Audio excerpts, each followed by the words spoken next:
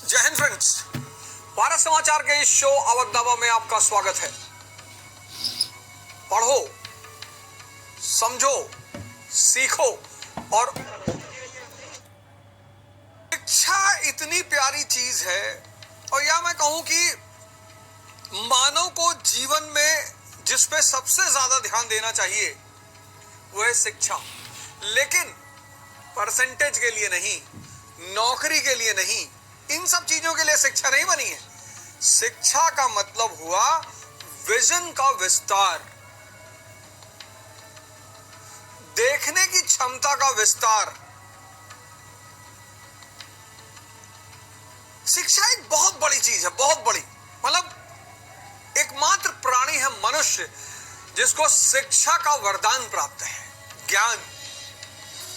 लेकिन आज 80% शिक्षा दर होने के बावजूद इस देश के बहुसंख्यक युवा बहुत परेशान हैं।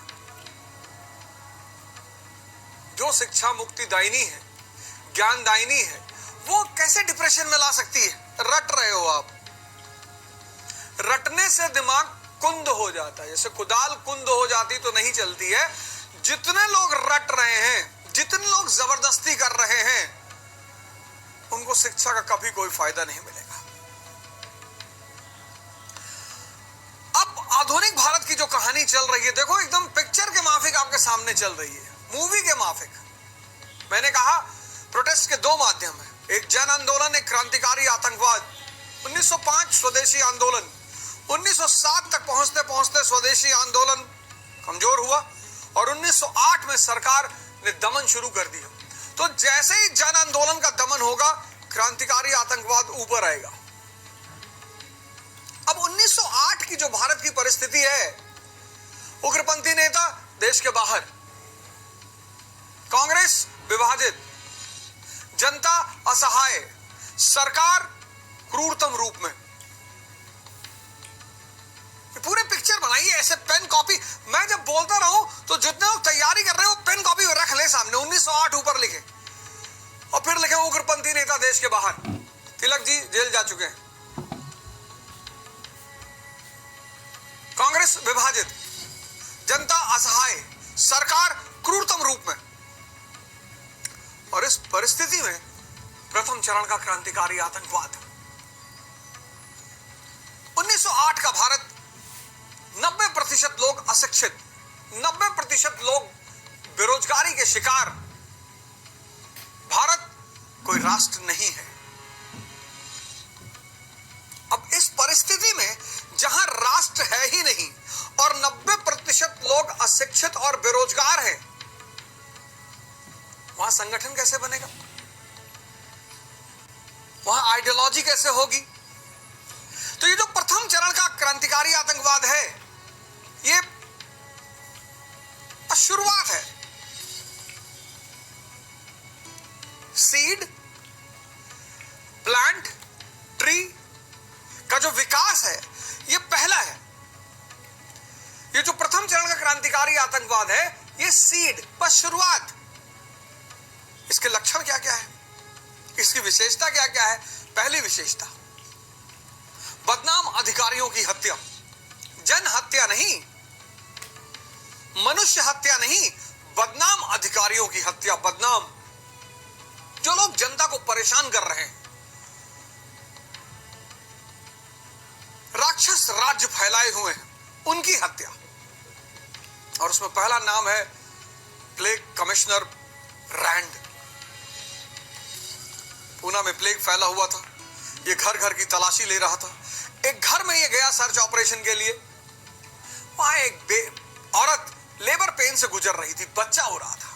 तो घर के लोगों ने इससे कहा कि सरकार 5 मिनट, बच्चा हो जाए आप इंस्पेक्शन कर लो। इसने कहा नहीं, इंस्पेक्शन करना है। और इसने औरत को बाहर निकाल लिया। बच्चा भी मर गया, मां भी मर गई। और तिलक ने अपने न्यूज़पेपर मराठा में इस खबर को फ्रंट पेज पे छापा। पहला आधा गीता सार, दूसरा आधा सरकार की क्रूरता। और पहले आधे में तिलक जी ने लिखा, भगवान कृष्ण के मुंह से कहला है कि जब जब इस धरती पर अधर्म बढ़ता है और पापी बढ़ते हैं और तुम किसी भी पापी का विनाश करते हो तो तुम मेरा काम करते हो। और चापेकर बंधुओं ने दोनों समाचार पढ़ा, गीता का सार भी पढ़ा और घटना भी पढ़ी। और तब चापेकर बंधुओं ने एक दूसरे से कहा कि भैया लगता है भगवान का काम करना पड़ेगा। और 1897 में चापेकर बंधुओं ने रैंड की हत्या कर दी।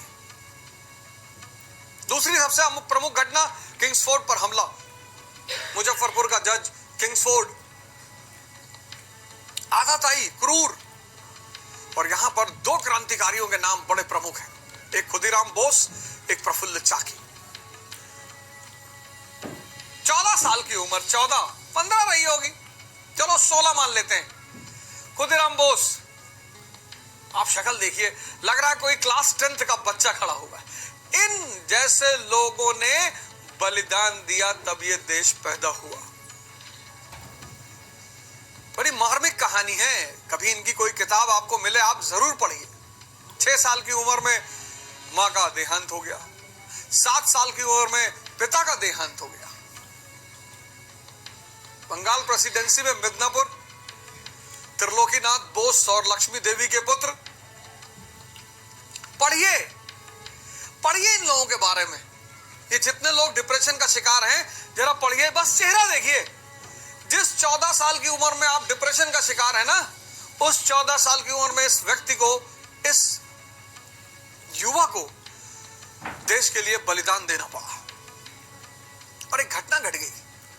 ये गए तो थे किंग्सफोर्ड को मारने, प्रफुल्ल चाकी और खुदीराम बोस, और इन्होंने हमला भी किया, लेकिन गलती से, मिस इन्फॉर्मेशन से 2 कैनेडी लेडियां मर गई।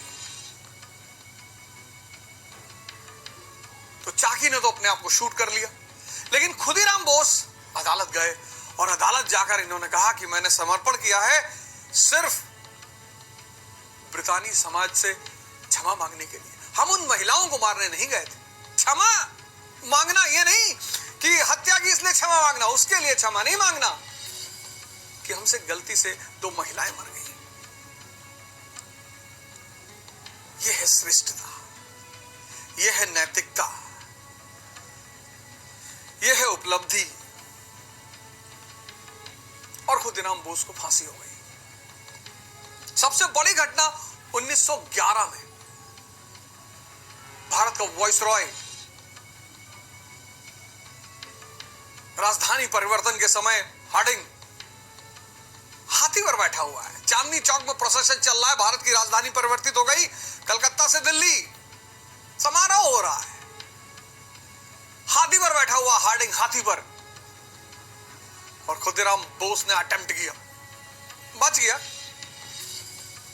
गया, लेकिन हमला किया। तो प्रथम चरण के क्रांतिकारी आतंकवाद का पहला लक्षण था बदनाम अधिकारियों पर हत्या। क्यों? जिससे सरकार को जगाया जा सके कि देखो हम सरकार के विरोधी नहीं हैं, हम अंग्रेजों के विरोधी नहीं हैं, हम ब्रिटेन के विरोधी नहीं हैं। तो हम विरोधी किसके हैं? हम विरोधी हैं मिसरूल के।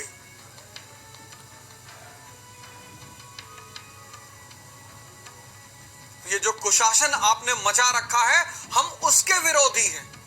और उसके विरोध में ये जो बदनाम अधिकारी हैं, जिन्होंने सत्ता और ताकत के मद में आम व्यक्ति का जीवन हराम कर रखा है, हम उन्हें निशाना बना रहे हैं। तो पहला लक्षण बदनाम अधिकारियों की हत्या। दूसरा लक्षण, दूसरी विशेषता, बलिदान, आत्म बलिदान। 90% जनता शिक्षित, 90% जनता बेरोजगार, पढ़ सकती नहीं। लेकिन जब फांसी होती है, कई सारी फांसियां हुई इस बीच पिछले 10-5 साल में, उसमें निर्भया रेप केस के उनको फांसी हुई।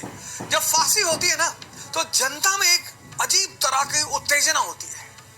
जानना चाहते हैं, सुनना चाहते हैं, क्या कहा, अंतिम समय में क्या कहा, कैसे पहुंचे फांसी के फंदे पर, क्या बिहेव कर रहे थे। बड़े सारे लोग शो बनाते हैं इस पे। जनता की इस उत्तेजना को कैश करने के लिए गुनहगारों ने की चाय की मांग, चिल्लाते रहे, दया की भीख मांगते रहे, जल्लाद का पैर पकड़कर गिड़गिड़ाए, और अब आगे देखिए रोता हुआ चेहरा एक गुनहगार का। जनता में उत्तेजना होती है कि क्या है यार, कैसे फांसी हो रही है यार, कैसे लटकेगा तो आंख वाँख निकलेगी कि नहीं निकलेगी, क्या हो रहा है।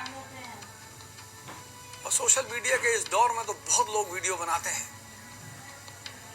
लेकिन आप जब भी वीडियो बनाएं, एक बात मैं आपसे और कहूंगा, हालांकि पूंजीवाद के इस दौर में जो भी बिकेगा लोग उसको बेचेंगे,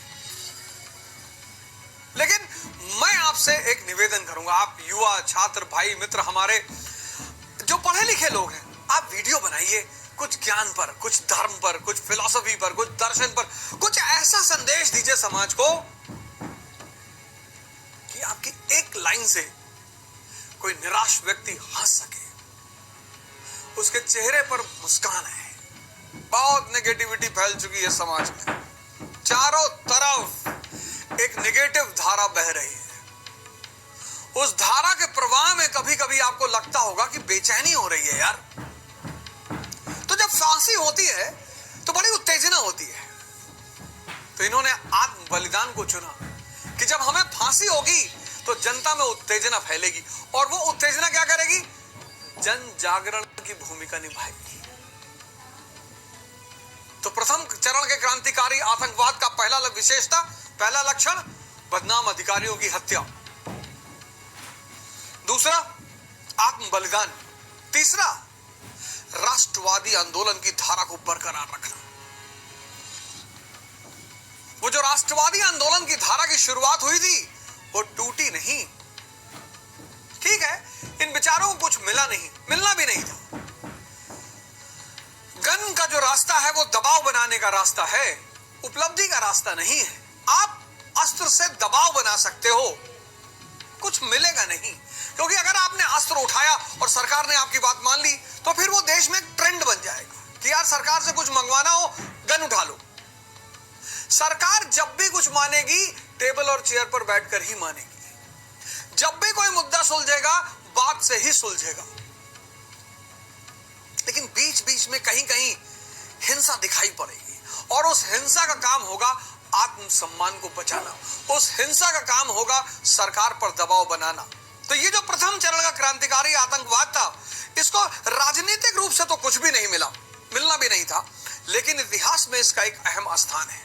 और वो अहम स्थान इसलिए है कि जब भारत की जनता असहाय थी और अनाथ थी, उस समय इन लोगों ने भारत की जनता की आत्मसम्मान की रक्षा की और ब्रितानी सरकार को यह संदेश दिया कि हम मरे हुए नहीं हैं, बदतमीजी करोगे तो पलटकर मारेंगे। 3 घटनाएं प्रमुख रही 1897 में रैंड का मर्डर, 3 घटनाएं प्रमुख रही 1897 में रैंड का मर्डर, 1907 में किंग्सफोर्ड पर हमला और 1911 में लॉर्ड हार्डिंग पर हमला। 1907 से 1914 तक यह धारा चलती रही, प्रथम चरण का क्रांतिकारी आतंकवाद। जुड़ रही है ना कहानियां, कैसे एक दूसरे से चीजें जुड़ी हुई हैं। आप पृथक करके पढ़ते हो, आप तोड़ के पढ़ते हो, आप रटना चाहते हो।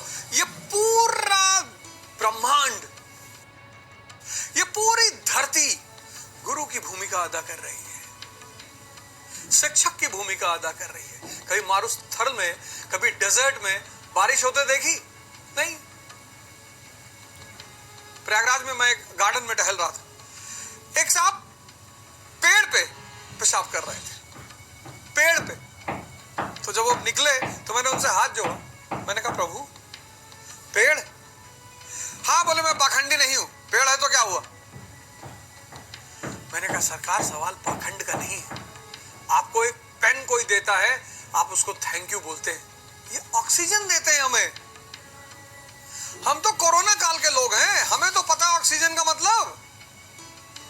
आज जितने बड़े बड़े शहरों में लोग रह रहे हैं सब गांव जाना चाहते हैं। पता है क्यों? जब गांव आते हैं तो उन्हें हवा का एक सुखद एहसास होता है। हवा एक फीलिंग है,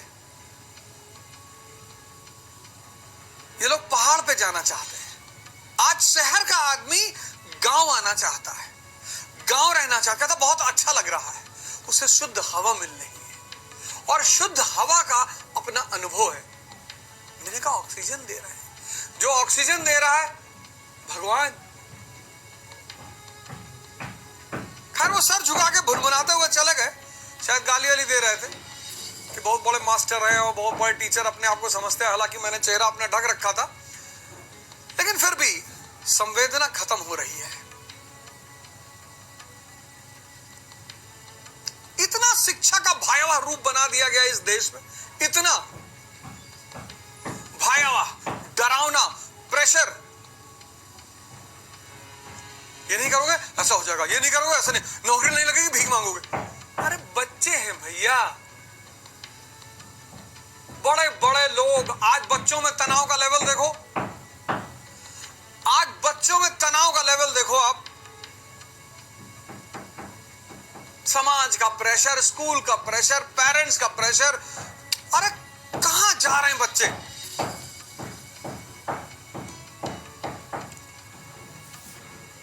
इनको पढ़ाई से नफरत पैदा हो जाएगी, नफरत।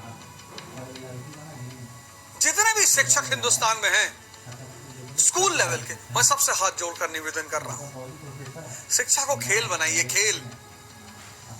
हंसिबे खेलिबे धरिबे ध्यानम। हर बच्चा दिल से आपको सम्मान करेगा। मित्रों व्यवहार करिए। घर में वैसे ही प्रेशर में, हमारे देश के माता पिताओं को अलग अलग रोग है, शुक्र है मेरे पिता को नहीं था। 12th का जब परीक्षा रिजल्ट आया तो हमारी माता जी, हमारे एक मित्र उनके घर जाया करती थी, तो उनकी माता जी ने कहा हमारे बेटे का तो 97.8 आया है। ओझा जी आपके बेटे का? कहीं हमारे बेटे का तो पता ही नहीं, पता नहीं आया भी है कि नहीं आया है।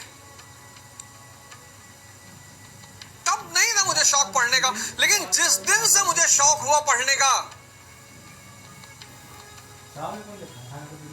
हमारे मित्र 97.8,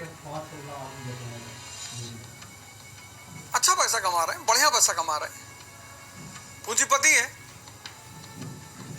लेकिन हमारी उपलब्धि से टेंशन में रहते हैं।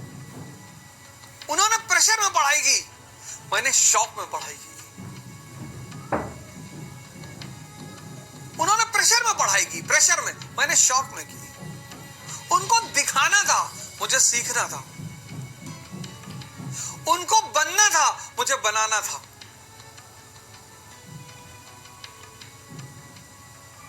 कितना फर्क पड़ा जीवन में। काम वही है, काम वही है। पढ़ाई बहुत प्यारी चीज है, सबको पढ़ना चाहिए, मजाक में पढ़ना चाहिए। आप खाली जब बैठे, आप ये मत सोचे कि खाली बैठे यार, खाली बैठे मूवी देख ले। खाली बैठे किताब पढ़ लीजिए। एनबीटी नेशनल बुक ट्रस्ट की किताबें आती हैं पतली पतली, 70 रुपए, 80 रुपए। अमेजॉन ऑनलाइन ऑर्डर मंगा लीजिए। एक से एक ऐतिहासिक नॉवल, मजेदार। पढ़िए ट्रेन टू पाकिस्तान, खुशवंत सिंह। पढ़िए कितने पाकिस्तान, क्या नॉवेल है कितने पाकिस्तान। भगवती शरण वर्मा का पढ़िए चित्रलेखा। वैशाली की नगर बधू आचार्य चतुर्सेन, चाणक्य आचार्य चतुर्सेन। पढ़िए ना किताब। यहां पढ़ने का ज्यादा कल्चर ही नहीं। अमर चित्रकथाएं व्यक्तित्वों पर, अमर चित्रकथा की रामायण की सीरीज, रामायण पूरी अमर चित्रकथा में, अमर चित्रकथा महाभारत की सीरीज। पढ़ने का शौक डालिए, फिर से लौटिए पढ़ने की तरफ। पढ़ने का मतलब दिमाग की एक्सरसाइज, दिमाग के सोचने की क्षमता का विकास, दिमाग के देखने की क्षमता का विकास। घर में ही क्विज रख लीजिए, घर में ही प्रतियोगिता कर लीजिए। और कलाम साहब की जो किताब है इग्नाइटेड माइंड्स, उसको जरूर पढ़िए। उसको जरूर, घर में हर आदमी पढ़े, उसे पढ़े और एक दूसरे से सवाल करें कि पहले चैप्टर का क्या उद्देश्य है, पहले चैप्टर में क्या भूमिका है। आनंद दीजिए पढ़ाई का। घर में एक पढ़ाई का माहौल बनाइए। पुस्तकालय खुलते थे, लाइब्रेरी खुलते थे, वाचनालय होता था, पार्कों में न्यूज़पेपर रखा होता था, आज भी रखा होता है। बहुत सारे पार्कों में न्यूज़पेपर लोग उठाकर अपने घर ले आते हैं, वो अलग बात है। लोग डिस्कस करते थे, बहस करते थे, बात करते थे। अब तो लोग वॉक करते करते मोबाइल देख रहे हैं। 1907 से 1914 प्रथम चरण का क्रांतिकारी आतंकवाद। 1914 में दुनिया में एक बहुत बड़ी घटना घट गई, प्रथम विश्व युद्ध, फर्स्ट वर्ल्ड वॉर। और ब्रिटेन इन्वॉल्व हो गया फर्स्ट वर्ल्ड वॉर में। अब मैच्योर लोग दो फ्रंट पे नहीं लड़ते, मैं आपसे पहले ही कह चुका हूं। समझदार लोग दो फ्रंट पर कभी नहीं लड़ते। न्यूटन का नियम है, लिख लीजिए। जितने नियमों नहीं बता पाया वो मैं आपको बता दूंगा। Mature people never fight on double front. यह दुनिया का इतना बड़ा सूत्र है। आप आईएएस की तैयारी कर रहे हैं, आप भूल जाइए। गांव की जमीन, गांव का मकान सब भूल जाइए। जब तक आपका जीवन खतरे में ना हो, आप कहीं नजर मत दौड़ाइए। जितने लोग बड़ी महत्वाकांक्षा पाल रखे हैं, वो एक समय के लिए दुनिया को भूल जाएं। और उनके मां बाप की यह जिम्मेदारी है कि हर दिन, हर हफ्ते अपने बच्चों को घर की महाभारत ना सुनाएं।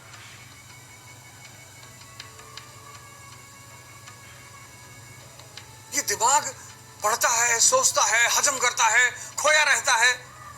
बड़े सारे माँ बाप को मैंने देखा, बच्चा दिन भर पढ़ा, रात में पिताजी को फोन कर दिया, माताजी को फोन कर दिया, पूरे गांव कहानी सुना दी। वो बेचारा प्रियम्बल तैयार करके बैठा था, उसका पूरा प्रियम्बल वॉश हो गया। जब भी अपने बच्चों से बात करें, बेटी से बात करें, बेटा, उसको कोई उत्साहवर्धक कहानी सुना दीजिए, उसका उत्साहवर्धन कर दीजिए। Mature people never fight on double fronts. IAS की तैयारी करने गए, आईआईटी की तैयारी करने गए, प्रेम कर लिए। अब प्रेम एक नैसर्गिक सी बात है, अच्छी बात, लेकिन प्रेम जिम्मेदारी है।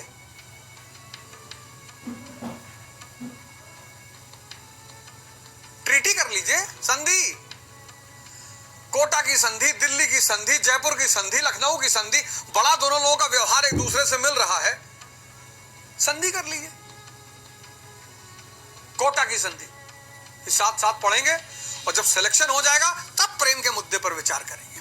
दोस्त बनकर रहेंगे, साथ में घूम लेंगे, साथ में खा लेंगे, साथ में डिस्कस कर लेंगे। क्यों प्रेम कर रहे हो यार? इतनी बड़ी चीज कर रहे हो, एक बयाना वैसे ही लेके बैठे हो। G20 खत्म होगा, भारत पाकिस्तान के रिश्ते खराब हो जाएंगे। डेली तो नई खबर है, कितना हजम करना है डेली यार, कितना। और उसी में तुमने एक रायता और फैला लिया, प्रेम कर लिया। अब या फिर आपकी क्षमता इतनी प्यारी हो, मतलब आप एक्स्ट्रा ऑर्डिनरी पर्सन हो, आप अपनी प्रेमिका की गोद में लेटे और आपके दिमाग में नेशनल इनकम चल रहा है।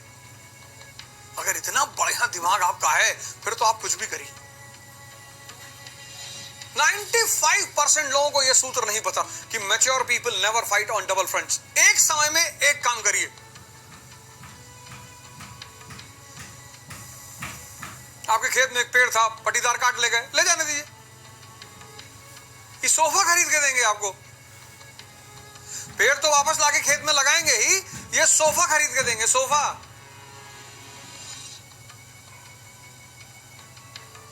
ये सारी दुनिया बस एक चीज चाहती है, किसी तरह से सामने वाले को उलझा दो। लोग अपना पैसा किसी को नहीं बांटते, अपनी गाड़ी किसी को नहीं देते, लेकिन लोग आपको जन्नत ले जाना चाहते हैं, स्वर्ग ले जाना चाहते हैं। भैया मंदिर नहीं आते हो, तुम जा रहे हो ना, हाँ तो जाओ। नहीं, थोड़ा सा आदमी को धार्मिक होना चाहिए। इस दुनिया का जो सबसे बड़ा नियम आपको अगर समझ में आ गया, लोग आपको उलझाना चाहते हैं। सब धर्म के नाम पे, जाति के नाम पे, क्षेत्र के नाम पर, जेंडर के नाम पे, सब आदमी को उलझा दो, उसकी कहानी खत्म हो गई। बस आदमी को उलझा दो, उलझा लो बस। और बहुसंख्यक उलझने के लिए परेशान है कि भैया हमको कोई उलझा नहीं रहा है। 1914 में फर्स्ट वर्ल्ड वॉर की शुरुआत। Mature people never fight on double fronts. अब ब्रिटेन एक तरफ तो विश्व युद्ध लड़ रहा है और दूसरी तरफ भारत में क्रांतिकारी आतंकवाद, रेवोल्यूशनरी टेररिज्म। अब विश्व युद्ध तो ब्रिटेन रोक नहीं सकता, लेकिन इस क्रांतिकारी आतंकवाद पर लगाम लगा सकता है और यह रोकना उसके लिए बहुत जरूरी। 1914 में उसने बाल गंगाधर तिलक को छोड़ दिया। हालांकि उनके 6 साल पूरे हो चुके थे, लेकिन फिर 6 साल और रख लेते, क्या कर लेते तिलक जी, छोड़ दिया तिलक को। 1914 में तिलक को रिहा कर दिया और बाल गंगाधर तिलक जब बाहर आए तो अब उनके सामने एक ही गोल था कि किसी तरह कांग्रेस में एंटर करना, नेशनल टीम में। अब एकदम स्पष्ट था कि नेशनल टीम के बिना कोई कैरियर नहीं, और उन्होंने कांग्रेस में एंट्री करने का प्रयास किया। लेकिन फिरोज शाह मेहता जिंदा थे, जिनके मुंह पे जूता लगा था सूरत में। उन्होंने किसी भी कीमत पर एक्सट्रीमिस्टों को कांग्रेस में नहीं आने दिया जाएगा। एक्सट्रीमिस्टों के लिए कांग्रेस के दरवाजे बंद। तिलक ने कहा कोई बात नहीं, इस दुनिया में जिसको भी भगवान ने विवेक दे रखा है, बहुत कम लोगों को दे रखा है। भगवान का जो श्रेष्ठतम उपहार किसी व्यक्ति को है, श्रेष्ठतम मतलब उससे बड़ा ही नहीं, वो है विवेक।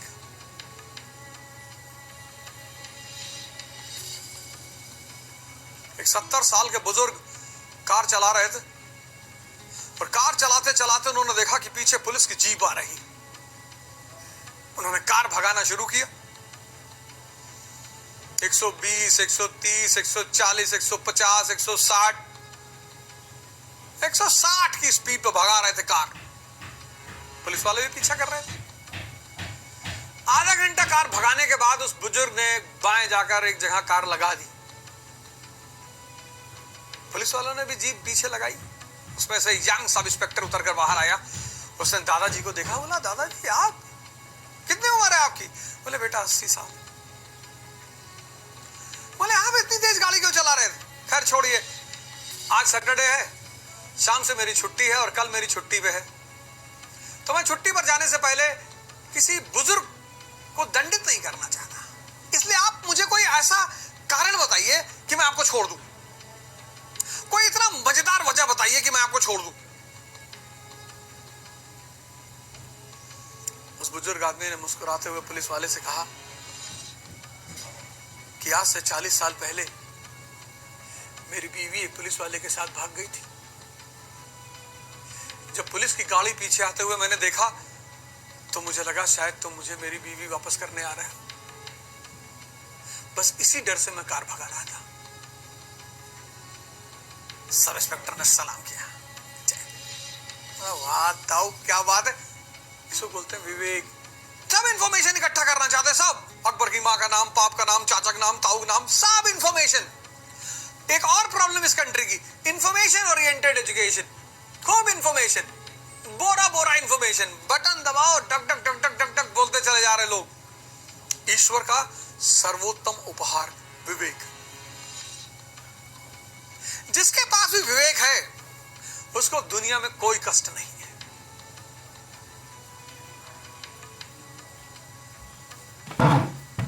वो जानता है कि स्त्री सृजन करता है, भगवान है, सम्मान करता है स्त्री का। वो जानता है स्त्री शक्ति के साथ है, शक्ति बिल्डअप करता है। वो स्त्री को प्रवचन नहीं सुनाता कि तुम्हें नैतिक रहना चाहिए और तुम्हें ऐसा होना चाहिए और स्त्री को संस्कारी होना चाहिए और स्त्री को पल्लू रखना चाहिए। ये सब ड्रामेबाजी की बातें वो करता ही नहीं। ये तो विवेकहीन आदमी का काम है। संस्कृति बचाओ, ये बचाओ, क्या क्या बचाए स्त्री। जिसके पास विवेक है वो स्त्री को समझता है कि स्त्री धरती पर भगवान की प्रतिनिधि है और भगवान के साथ कैसे रहना है, सम्मान देना है भगवान को।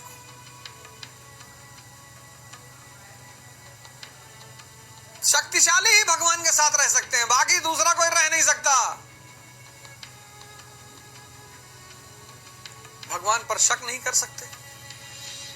भगवान पे कैसे शक कर सकते हैं? कितने मस्त हैं कुछ लोग अपनी पत्नियों के साथ, कुछ लोग की जिंदगी नरक है। किसका अभाव है? विवेक।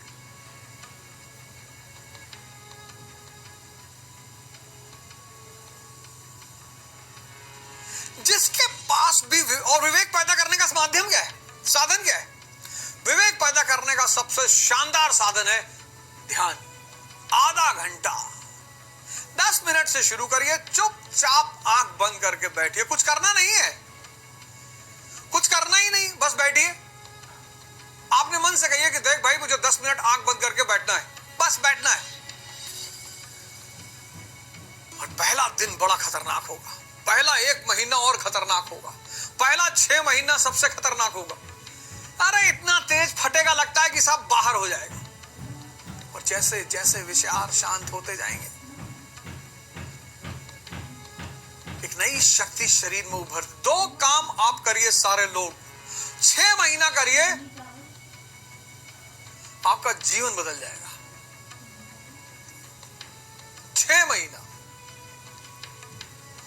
जिनको भी लगता है, जो भी विक्रमादित्य बनना चाहते हैं, सूरज की तरह जो अपना गौरव बनाना चाहते हैं, वो 2 काम करें बस, गारंटी।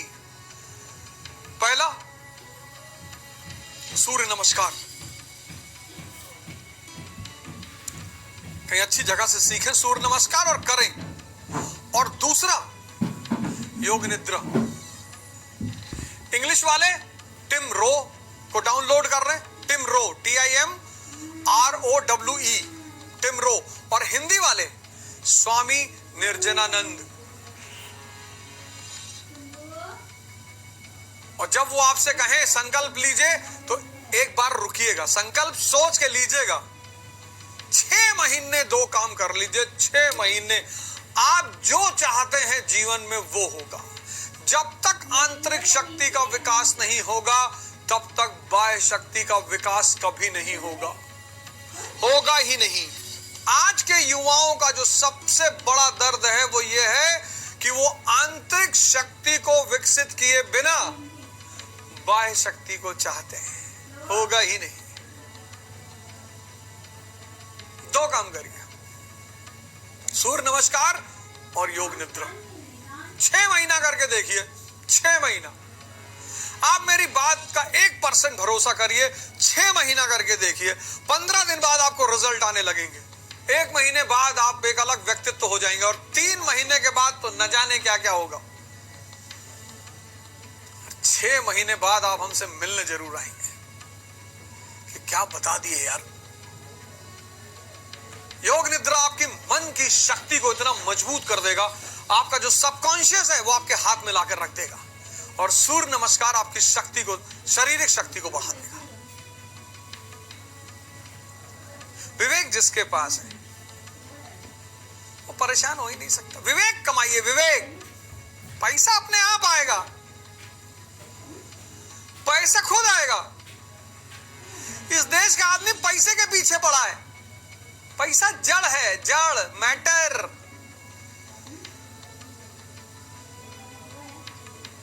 चैतन्य को पकड़िए, जड़ अपने आप आएगा। आप जड़ को पकड़ रहे हैं, चैतन्य छूट जा रहा है।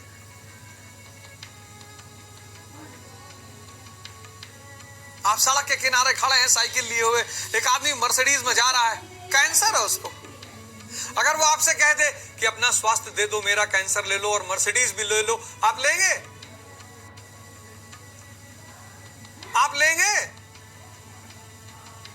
आप तो सिर्फ उसकी मर्सिडीज देख रहे हैं ना, GLS, उसमें बैठे हुए जो उसको कैंसर, वो तो आपको देख नहीं रहे। चेतना को पकड़िए, चेतना को। जड़ चेतना का गुलाम है, पैसा जड़ है। पैसे को मत पकड़िए। मैं ये नहीं कह रहा पैसा कमाइए ही मत, अरे चेतना कमाइए। पैसा चेतना का गुलाम है, यही इस देश का मूलभूत सिद्धांत था कि गरीबों का देश है, यहाँ गरीब लोग रहते थे। गरीब? दुनिया के सबसे बड़े अमीर यहाँ रहते थे, और दुनिया के सबसे बड़े अमीर यहाँ रहते हैं। जाइए कभी स्वामी अलगानंद जी के आश्रम में, जाइए, देखिए उन अमीरों को। युद्ध विशुद्ध। तिलक को लगा कि यार ये तो हमें लेंगे नहीं कांग्रेस में।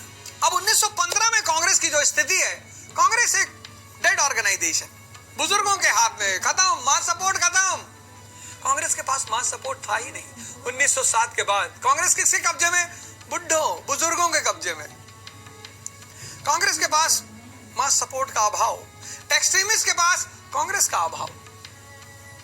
गौर करिए, पेपर में लिखिए, मॉडरेट के हाथ में कांग्रेस लेकिन डेड। क्यों? क्योंकि मास सपोर्ट नहीं है। एक्सट्रीमिस्ट बिना कांग्रेस के, अपंग। अब तिलक को एहसास हो गया कि बॉस, कांग्रेस को चाहिए मास सपोर्ट। किसी को भी अपने करीब लाना हो, किसी को भी उसका इंटरेस्ट पता कर लो, किसी को भी अपने करीब। ये डीओ पीओ लगाने से कोई फायदा नहीं। Fair and lovely, fair and handsome, deo, सब बेकार की बात है। किसी को भी अपने करीब लाना हो, उसका इंटरेस्ट पता कर लो, वो देना शुरू कर दो, खुद ब खुद आएगा। भगवान आएगा। भगवान का इंटरेस्ट क्या है? कि यार हमारे बंदों की मदद करो, कोई भूखा है उसको खाना खिला दो। सेवा धर्म का सबसे बड़ा मार्ग है। देखो सरदारों को आज क्यों दुनिया के सबसे रईस हैं? सेवा कर रहे हैं बिना किसी भेदभाव के।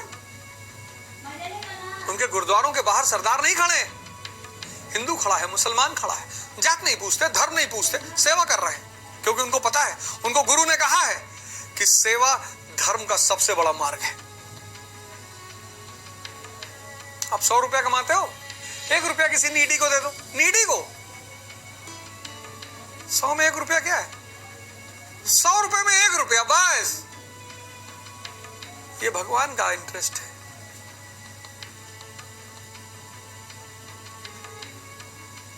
तिलक को पता था कि कांग्रेस को क्या चाहिए? जन समर्थन, मास सपोर्ट। एक्सट्रीमिस्ट को क्या चाहिए? कांग्रेस। तो तिलक ने एक आंदोलन शुरू किया भारत में, होम रूल लीग। 2 लोगों ने शुरू किया, तिलक ने और एनी बेसेंट ने। होम रूल लीग, स्वराज मेरा जन्मसिद्ध अधिकार है। और जब होम रूल लीग शुरू किया और जनता तिलक के समर्थन में खड़ी होनी शुरू हुई, तो कांग्रेस को संदेश गया। तिलक जी ने संदेश दिया कि मास सपोर्ट चाहिए ना तुमको? ये देखो जनता मेरे पीछे खड़ी। आज भी मैं मास मोबिलाइजर हूं, आज भी मैं जनता को घुमा सकता हूं। और इसका परिणाम रहा 1916 का लखनऊ समझौता, 1916 लखनऊ पैक्ट। किसके बीच? मॉडरेट एक्सट्रीमिस्ट के बीच। ऐसे पढ़ते हो, सीखने के लिए नहीं पढ़ते ना, तुम रटने के लिए पढ़ते हो, तुम सीखने के लिए नहीं पढ़ते। तुमने शिक्षा को इतना छोटा मान लिया है, शिक्षा करेंगे, एसएससी दे देंगे। एसएससी दो, गलत बात नहीं, एसएससी दो, सीजीएल दो, एनडीए दो, सीडीएस दो, आईएएस दो, पीसीएस, रेलवे, सब एग्जाम दो यार, एग्जाम कोई बुरा नहीं है। लेकिन शिक्षा नौकरी के लिए नहीं है, शिक्षा दिमाग को जिंदा करने के लिए है। हमारे मित्र ने कहा कि अरे रामचरितमानस में लिखा हुआ है कि ढोल गवार शूद्र पशुनारी, शूद्रों को मारने के लिए कह रहे हैं। मैंने कहा उसी रामचरितमानस में तुलसीदास जी ने एक बात और लिखी है, उल्टा नाम जपत जग जाना, वाल्मीकि वै ब्रह्म समाना। इसका क्या मतलब होता है? कहीं मरा कह रहा था। मैंने कहा जाओ यार, यही एक लाइन, यही 2 लाइन समझ जाओगे ना, पूरी जिंदगी में क्रांति हो जाएगी।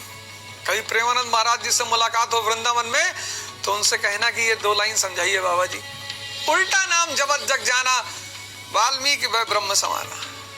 क्योंकि उन्होंने यही किया, उल्टा नाम जपत जग जाना, प्रेमानंद भय ब्रह्म समाना। राधा राधा राधा राधा राधा, वो राधा शब्द एक करिश्मा है, कहना ही नहीं है सिर्फ राधा राधा, वो एक करिश्मा है, जादू।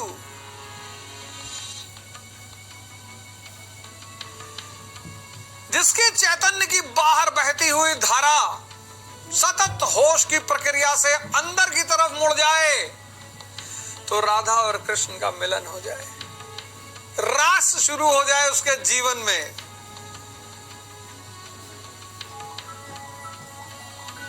उल्टा नाम जपत जग जाना, प्रेमानंद भय ब्रह्म समाना।